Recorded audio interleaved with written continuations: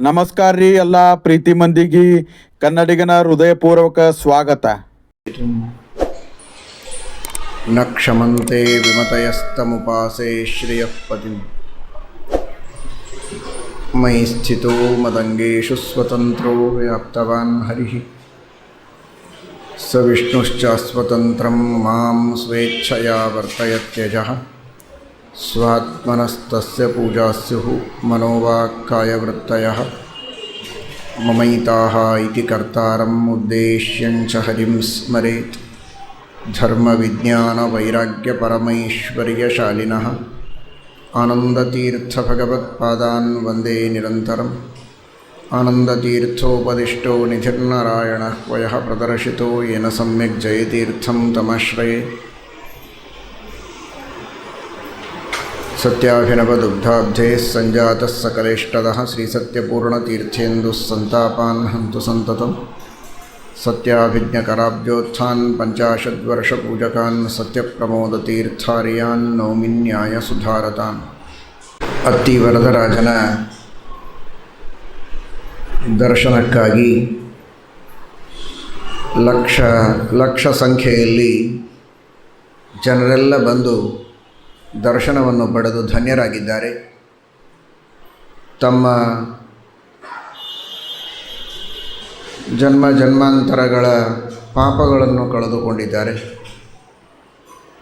ಅತ್ಯಂತ ಸಂತೋಷದ ಸಂಗತಿ, ಇಂತಹ ಕಲಿಯುಗದಲ್ಲಿಯೂ ಭಕ್ತರು ಭಗವಂತನ ದರ್ಶನಕ್ಕಾಗಿ ಬಹಳ ದೂರದಿಂದ ಕಷ್ಟಪಟ್ಟು ಬಂದು ದರ್ಶನವನ್ನು ಪಡೆದು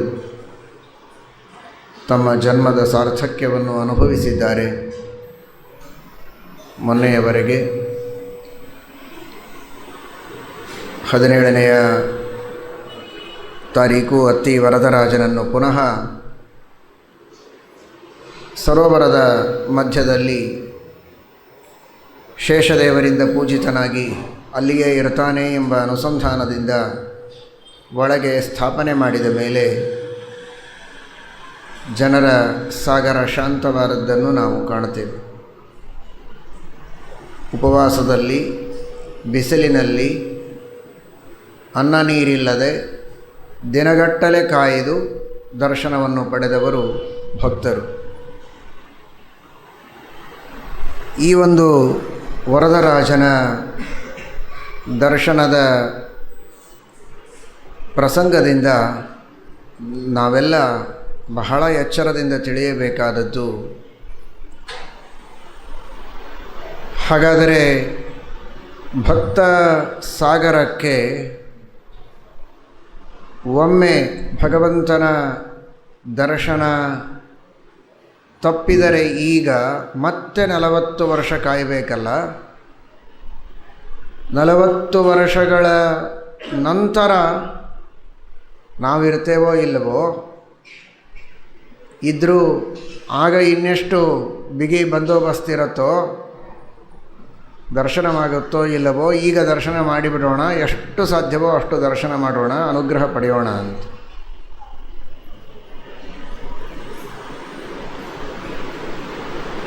ಆಲೋಚನೆ ಮಾಡಿ ನಾವು ಮೋಕ್ಷ ಸಾಧನೆಯನ್ನು ಮಾಡುವುದಕ್ಕೆ, ಶ್ರೀಮದ್ ಆಚಾರ್ಯರ ಸಚ್ಛಾಸ್ತ್ರಗಳ ಶ್ರವಣ ಮಾಡೋದಕ್ಕೆ, ಭಗವಂತನ ಗುಣಗಳ ಅನುಸಂಧಾನ ಮಾಡೋದಕ್ಕೆ ಎಷ್ಟು ಕಷ್ಟಪಟ್ಟು ಎಷ್ಟು ಅವಸರದಿಂದ ನಾವು ಮುಂದಾಗಬೇಕು ಅಂತ. ಯಾಕೆ ಅಂದರೆ ದೇವರಲ್ಲೇ ಇದ್ದಾನೆ, ಆದರೆ ಹೊರಗೆ ಬಂದು ದರ್ಶನ ಕೊಡುವುದು 40 ವರ್ಷಕ್ಕೊಮ್ಮೆ ಅಂತ. ನಿಜ. ಆದರೆ ಅಂಥ ದೇವರನ್ನು ನೋಡಬೇಕು ಅಂತ ನಮಗೆ ಅನಿಸೋದು 84 ಲಕ್ಷ ಯೋನಿ ದಾಟಿದ ಮೇಲೆ. ಅದನ್ನು ವಿಚಾರ ಮಾಡಿ. ದೇವರಿದ್ದಾನೆ, ಆದರೆ ದೇವರ ದರ್ಶನ ನಾನು ಪಡೆಯಬೇಕು ಅಂತ ನಾಯಿಗಳಿಗೆ ಅನಿಸೋದಿಲ್ಲ, ಕತ್ತೆಗಳಿಗೆ ಅನಿಸೋದಿಲ್ಲ, ಹುಳಗಳಿಗೆ ಅನಿಸೋದಿಲ್ಲ, ಹಾವುಗಳಿಗೆ ಅನಿಸೋದಿಲ್ಲ, ಮಾನವನಿಗೆ ಅನ್ನಿಸ್ತದೆ. ಆದರೆ ಈ ಮಾನವ ಜನ್ಮ ನಮಗೆ ಬರೋದು 84 ಲಕ್ಷ ಯೋನಿಗಳನ್ನು ದಾಟಿದಾಗ. ಒಂದೊಂದು ಯೋನಿಗಳಲ್ಲಿ ಎಷ್ಟು ಬಾರಿ ಹುಟ್ಟಬೇಕೋ ಗೊತ್ತಿಲ್ಲ. ಹಾಗಾದರೆ ಎಷ್ಟೋ ಕೋಟಿ ಜನ್ಮಗಳ ನಂತರ ಮಾನವ ಜನ್ಮ ಬರುತ್ತೆ. ಇದೊಂದೇ ಜನ್ಮದೊಳಗೆ ದೇವರ ದರ್ಶನ ಪಡೆಯೋದು ಸಾಧ್ಯ. ಅಂದರೆ ನಾವು ತಿಳಿಯಬೇಕಾದದ್ದು ಅತ್ತಿ ವರದರಾಜರು ಮಾತ್ರ ನಮಗೆ ಅಪರೂಪ ಅಲ್ಲ, ನಮ್ಮ ಮನೆಯೊಳಗಿರುವ ಶಾಲಿಗ್ರಾಮವು ಅಷ್ಟೇ ಅಪರೂಪ ಅನ್ನೋದನ್ನು ಮರೆಯಬೇಡಿ. ಅದೇನ್ರಿ ದಿವಸ ದರ್ಶನ ಮಾಡ್ತೀವಿ, ದಿವಸ ದರ್ಶನ ಮಾಡ್ತೀವಿ, ಈ ಜನ್ಮ ಕಳೆದರೆ ಇನ್ನು ಶಾಲಿಗ್ರಾಮ ಕೈಯಲ್ಲಿ ಹಿಡಿದು ಪೂಜೆ ಮಾಡೋ ಭಾಗ್ಯ ಇನ್ನೆಷ್ಟು ಲಕ್ಷ ಜನ್ಮಗಳ ನಂತರವೋ, ಎಷ್ಟು ಸಾವಿರ ಜನ್ಮಗಳ ನಂತರವೋ, ಯಾರ ಕರ್ಮ ಹೇಗಿದೆ ಗೊತ್ತಿಲ್ಲ.